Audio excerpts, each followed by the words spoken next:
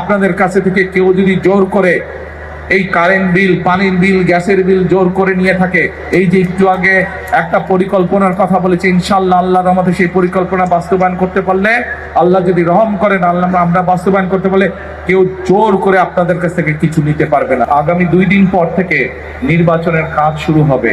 আমি হয়তো সারাক্ষণ এখানে থাকতে পারবো না, স্বাভাবিক দায়িত্বের কারণে আমাকে হয়তো দেশের বিভিন্ন জায়গায় যেতে হবে। আমি কিন্তু আপনাদেরই সন্তান, এই এলাকার সন্তান। আপনারা যেমন এই এলাকায় থাকেন, আমিও এই এলাকায় থাকি, এই এলাকার সন্তান। যেহেতু আমি আপনাদেরই সন্তান, আমার কষ্টের কথা, সুবিধা অসুবিধার কথা আমি আপনাদেরকে বলবো। আপনারা যেমন আমাকে বলবেন, আমার সুবিধা অসুবিধার কথা আমি আপনাদের সামনেই তুলে ধরতে চাই। আপনারা জানেন যে আমি একটি দলের দায়িত্বে আছি। আমি হয়তো এই আগামী 2 দিন পর থেকে নির্বাচনের কাজ শুরু হবে। আমি হয়তো সারাক্ষণ এখানে থাকতে পারবো না, স্বাভাবিক দায়িত্বের কারণে আমাকে হয়তো দেশের বিভিন্ন জায়গায় যেতে হবে।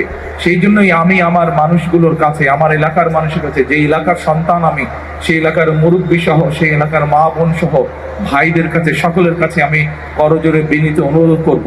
আমি যেহেতু আপনাদেরই সন্তান, এই এলাকার মানুষ আমি আপনাদের মতন, কাজেই আমার কথাগুলো এই এলাকার যে মানুষ আজকে এখানে আসতে পারেন নাই, আমার হয়ে আপনারা সেই কথাগুলো দয়া করে তাদের কাছে পৌঁছে দিবেন ইনশাআল্লাহ। আমি কি আমার ভাই বোন, মা বোনদের কাছে এইটা প্রত্যাশা করতে পারি?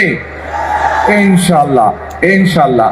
আর কথা হচ্ছে একটাই, আমরা এই এলাকার মানুষ, আমরা যদি সকলে, আপনারা যেরকম বহু মানুষ এই এলাকায় ছোট থেকে বড় হয়েছেন, আমিও এই এলাকায় ছোট থেকে বড় হয়েছি। প্রিয় ভাই বোনেরা, আমরা যদি ঐক্যবদ্ধ থাকি একসাথে, তাহলে এই এলাকার যে সমস্যাগুলো আপনাদের আছে, আইন শৃঙ্খলার কথা বলেন, রাস্তাঘাটের সমস্যা বলেন, শিক্ষার সমস্যা বলেন, যেই সমস্যাগুলো আছে, আমরা সকলে মিলে ইনশাআল্লাহ এই সমস্যার সমাধান করতে পারবো। আপনাদের উপরে কেউ যদি কষ্ট দিয়ে রাখে, কেউ যদি অত্যাচার